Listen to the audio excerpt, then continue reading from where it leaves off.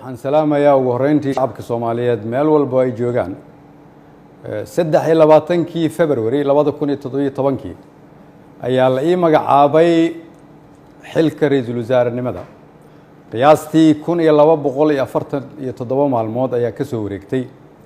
muddadaas 3 sano iyo barka ah waxaan dalka Soomaaliyeed ugu adeegayay daacadnimo karti iyo hufnaan anigoo aaminsan inay ahayd waajib dalkayga iyo dadkayga ka saaran muddadaas xukuumadda iyo aniguba waxaan ku guuleysanay howlo waaweyn waxaa ka mid ahaa inaan dib u habeyn ballaaran oo dhaxalgal ah ku samayno ciidamada qaranka oo maanta soo gaaray meel ay u diyaarsan yihiin inay la wareegaan amniga guud ee dalka inaan dib u habeyn ballaaran ku samaynay nidaamka maaliyadda dalkeenna oo dunidu noo soo istaagtay soo celinay kalsoonidii uu caalamku nagu qabay kuna qabay hay'adaheena dhaqaale oo inoo saamaxday in laynaga cafiyo deyn lagu lahaa dalkeenna muddo dheer dadaalkaasi waxa uu ku dhacay soo jeed iyo iyadoo la geliyey wakhti badan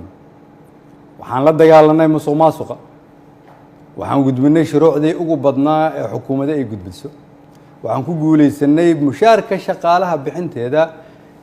iyo mushaarka ciidanka oo bil walba laga soo bilaabo Janaayo 2017 uu qof waliba qaatay waxaan ku guuleysanay dowlad wanaag iyo amaano waxaan ku guuleysanay annagoo dib u soo nooleynay sharaftii ummadda Soomaaliyeed si loo ilaaliyo dhammaan guulahaas ay xukuumadda iyo shacabka Soomaaliyeed gaareen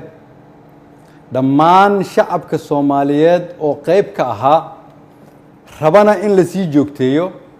waxaa lagama maarmaan ah ilaalinta nidaamka awood isku wareejinta dalka oo si dimuqraadi ah u dhacda anigoo gudanaya waajibka arrinkaas iga saaran ayaan xukuumadda faray inay ka shaqeyso in dalku aado doorasho lagana fogaado muddo kororsi oo dhalin kara khalkhal siyaasadeed mid amni iyo mid dhaqaale waxaan ka shaqeynay isu keenidda dowlad goboleedyada iyo dowladda federaalka isugu keenay magaalada Dhuusamareeb si go'aan loo dhan yahay looga gaaro doorashada hadda dalka ku soo fool leh waxaan isku raacnay in la isku soo laabto 15 Agoosto si loo dhammaystiro geedi socodka doorashooyinka dalka inkasta oo kulamadii Dhuusamareeb horumar fiican laga sameeyay haddana waxaa muuqataa in weli uu socdo fikirkii ku aadanaa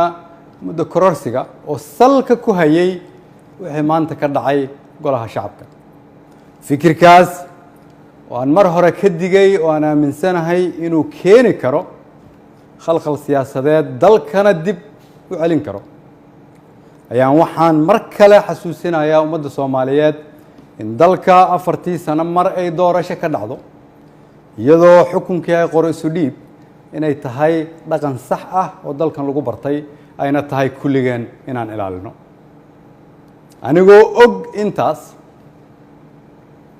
anigoo og in wixii maanta golaha shacabka ka dhacay ay ahaayeen sharci darro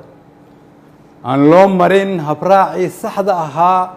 ee xilka qaadis xukuumadeed anigoo og inaanay ku jirin ajandaha anigoo og inaan laga doodin anigoo og inaan loo codayn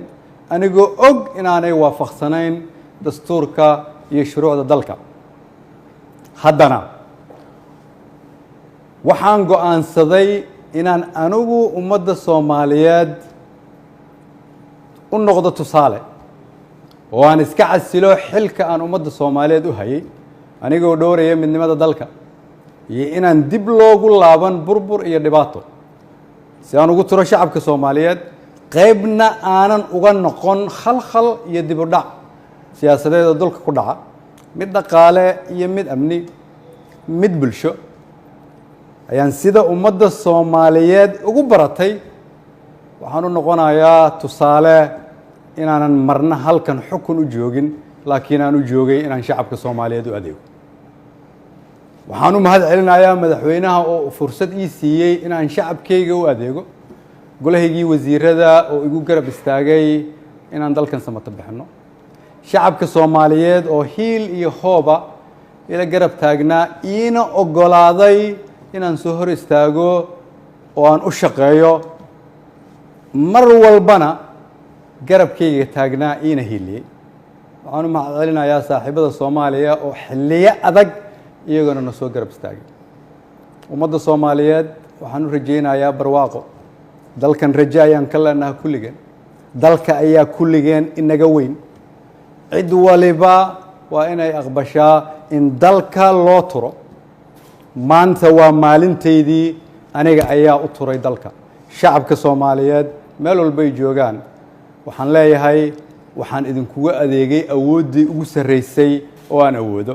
haddii ay wax iga khaldameen waxaan idin weydiinayaa inaad cafisaan wasalaamu calaykum waraxmatullahi wabarakatuh